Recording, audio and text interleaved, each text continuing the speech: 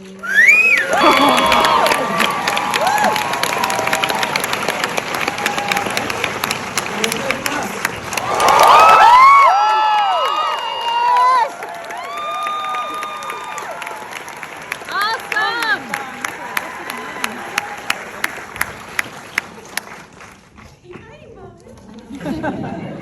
she hear us? She can't see you.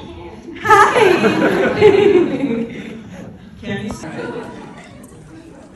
I'm going to just jump right in because we don't have a ton of time. But we wanted to start off. Lizzie, you directed these first two episodes that we saw. So what was it like? What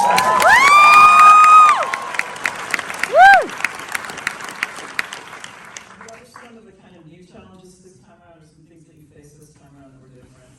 Yeah, I mean, I've never done the first two episodes of anything, so that was a new challenge, which I definitely felt and understood, having worked in TV for a while. They were the biggest episodes we've ever done, on paper and in person, and so that was a challenge. There were a lot of times during the first two and the finale, which I directed, when I would go home at night and just kind of be like, I can't believe I'm directing the premiere of *HANDMAID'S TALE. This is crazy. There were a lot of small challenges, a lot of big challenges. Brad has a great thing that he taught me that he says, the ants. Oh. The very first time I directed something, the script woman very casually turned to me and right before the first shot and said, it's not the lions that get you, it's the ants. It's very, very true. You plan and you plan and you plan all of the big stuff, and you put a lot of work into that, and then it's always something really tiny. We ran out of gaffer's tape, so exactly. It ends up messing with you. So, actually, our thing was the day before we started the first episode, the first day, our babies that we had cast got COVID. Oh my God. They're fine. So we had to use our backup babies. So we actually our backup babies. And what's actually great is that our backup babies, Olivia and Phoebe, ended up being amazing. And they're the ones that you see in these shows. I know, they're so beautiful and so perfect.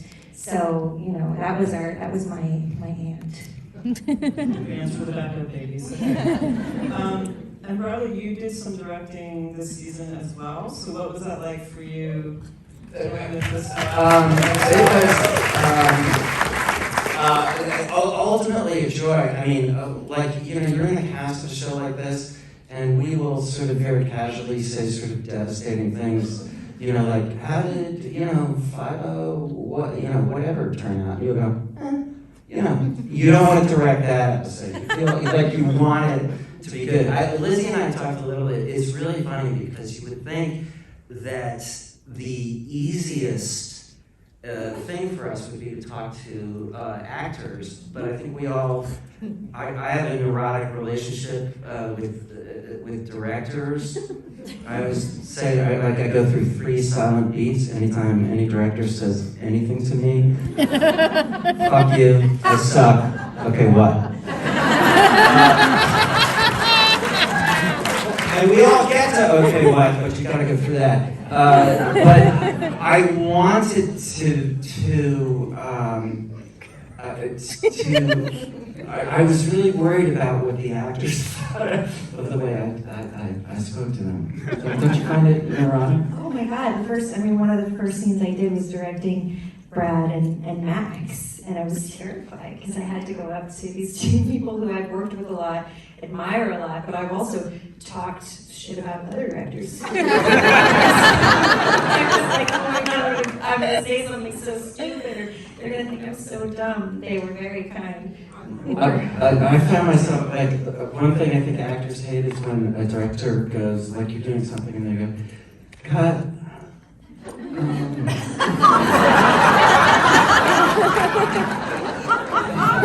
It's just kind of like inarticulate kind of disappointment. I found myself like doing that. Oh God, stop. Inarticulate particular disappointment. That's fantastic. So, Yvonne, I wanted to talk a little bit about, number one, you can talk about them as directors. You can talk shit if you want to. It's fine. But Serena really, particularly when I was watching these first 2 episodes, June has kind of been this rebel and kind of symbol for resistance. Serena's becoming kind of another symbol. But it looks like it's in Gilead in a different way. I don't know, can you talk a little bit about her evolution right now, or what she's going through? Because things are changing for her. Yeah, I mean, I think she's terrified. She's doing everything to kind of try and protect herself and this unborn child. Go, baby. How do I articulate our frisson? Brad and I have become friends away from the show, and I think maybe the writers caught onto that and decided to give us some work together. As you can tell, he's very charismatic and charming. So sometimes I yearn for a different scene partner. No, he's they're both kind of similar.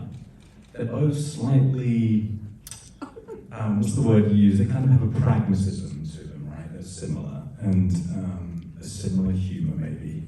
And like you said, have more objectivity maybe at Gilead than some of the other people there. I think for Nick, what's interesting about him in terms of how he kind of pushes against the boundaries of this place he's in, like all of us, we need a kind of frame of reference for something in order to change our circumstances, right? You kind of need to see somebody do something different and go, oh, maybe I could do that. And Nick has only ever known Gilead. He's been in Gilead since he was a young boy. So I don't think it ever really occurs to him that there is an alternative to any of this. And even though people come along and propose alternatives, like the gentleman next to me, I think I just never think he totally believes it because he's never seen an example of it. I feel like in very different ways we both share an instinctive suspicion of the Galadian herd, you know? It's kind of always been there for both of us, and I think that Lawrence sees that aspect of Nick as something he can trust. About trauma and the various ways it can manifest, and some of them not so obvious. And I think for Luke, when there's 2 big objectives for him, he wants to get June back safe, but he also wants to get Hannah back safe. And so June comes back and she's kind of monomaniacally focused on Serena. And I think Luke is a bit like, we gotta get to, don't forget the bit about which of course is always there for June, but just seeing her going after Serena is kind of like, hey, we've got a baby at home, we've got another baby to save, and it's like, he's torn. And I don't know, it's just really interesting how the series progresses because I don't want to give away stuff. But yes, interesting. I think they have to learn to sort of be together again now. They're not the couple that they were before June, was kidnapped in Gilead, and they have to sort of, try to find each other now. Just to jump in, I don't want to jump in on you, Sam, but a lesser show, lesser writing, just for Lawrence, my character would have had an epiphany and very unrealistically become, a heroic rebel within, some sort of North Korean fascist. A lesser show, the violence would be cleansing. And without repercussion and simply satisfying. And I love the writer's instinct to not give in to do justice, to really take for real what a character like June is up against, and just lashing out is not going to solve it. And just, Wherever Mark goes, he's just hoping to get shit on by everyone. And so this season it's, you know, I've gotten shit on by Serena a lot. I think it's time to pay a visit to June and Luke. There's so many times when we have a scene with Sam, a scene with Mark, where we're like, Mark, this could have been an email.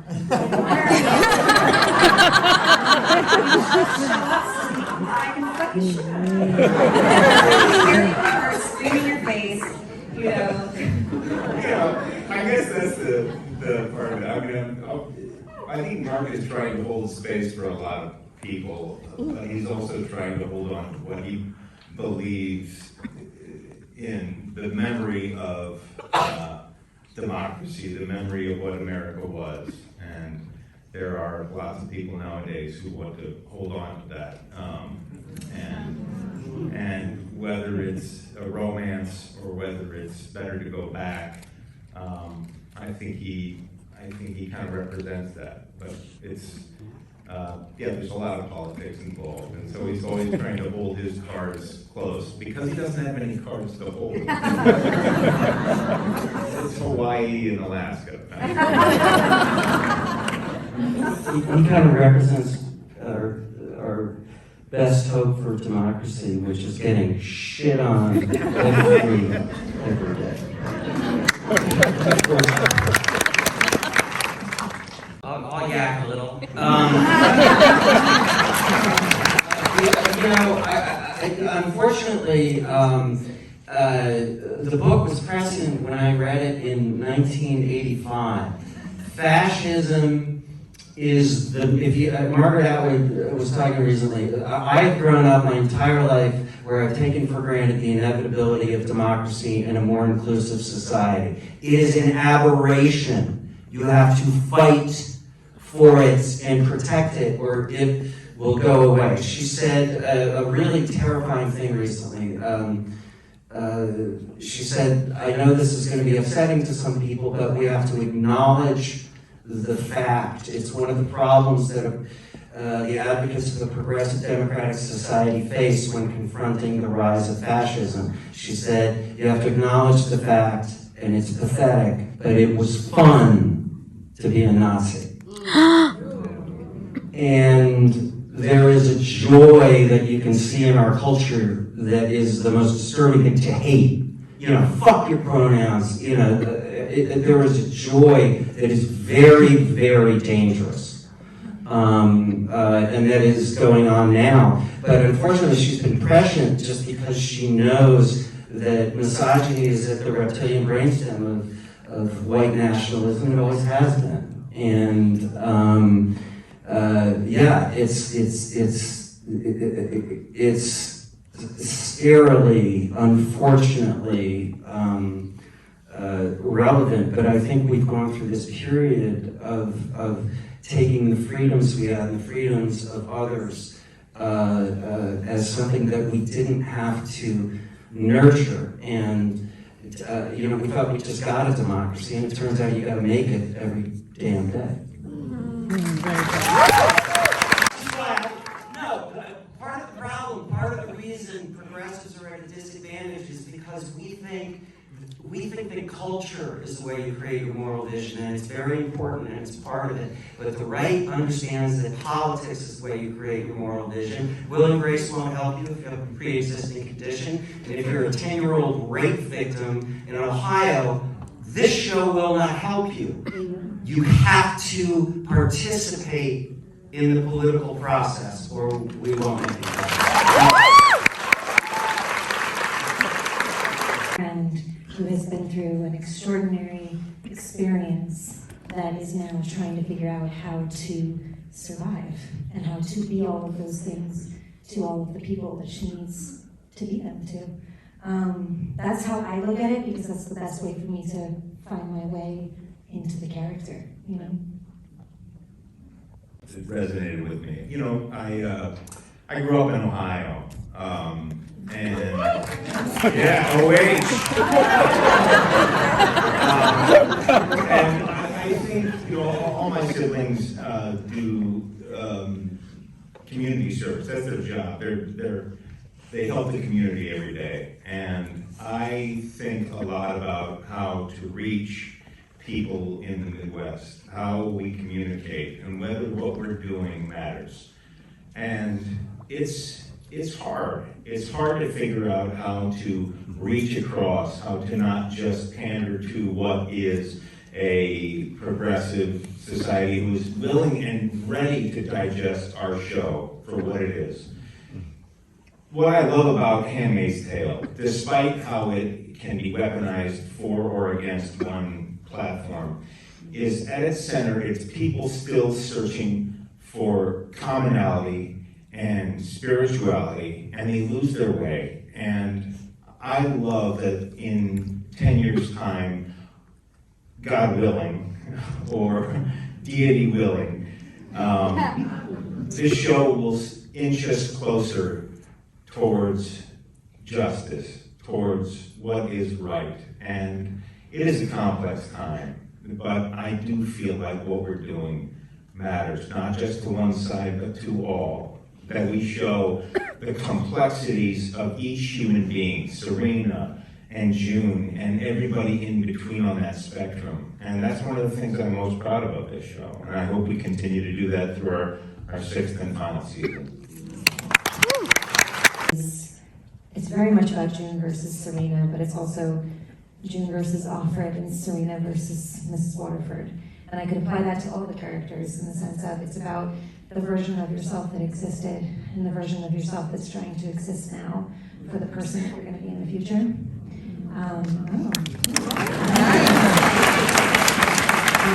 That to me is what the season is about, what I've been thinking about. And then season 6, what was the question? Oh, that was it. You could either talk about 5 or what you wanted to see with 6, but you Oh, good. Yeah.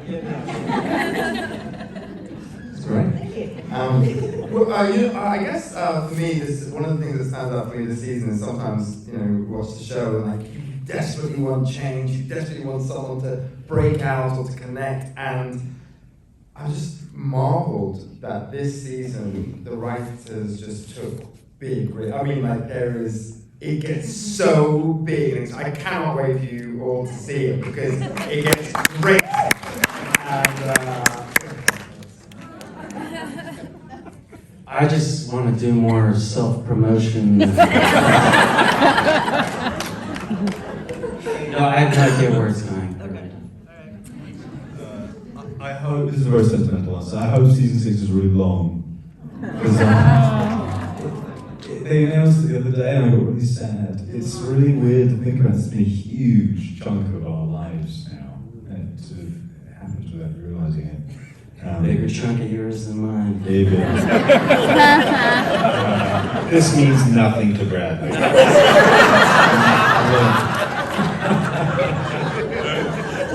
I'll be sad to see everyone go. And yeah, it's going to be horrible, so it was really long. 24 episodes. To go off everyone's words here, this is such a unique group. I've worked with so many large casts, and for these people to be so in line with getting out of the way, of getting themselves out of the way to tell a story, I just marvel at how big picture these people are. They love the show, and they're always trying to make it better. Every day we go to work, and they're trying to make every scene better. And then I hope Bradley gets to do more self-promotion. And I love what Lizzie said about how complex these characters are, and man, just getting to see the nuances of where these characters go. It's so exciting to share with you guys, so thanks for having us.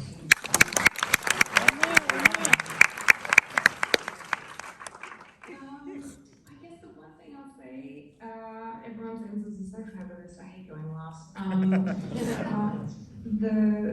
This season, there were a couple of times when I was reading the script and I just was like, oh gosh, like I have to read this with one eye. Should I? I almost couldn't take it. It was just too much, actually. And that was just reading it. So hopefully we've done it justice by performing it, and and it has the same real effect. I mean, it is such a brilliantly written show, and I'm so very excited for this season. And it also skimmed very close to home for me personally, just thematically. So so that was interesting as well.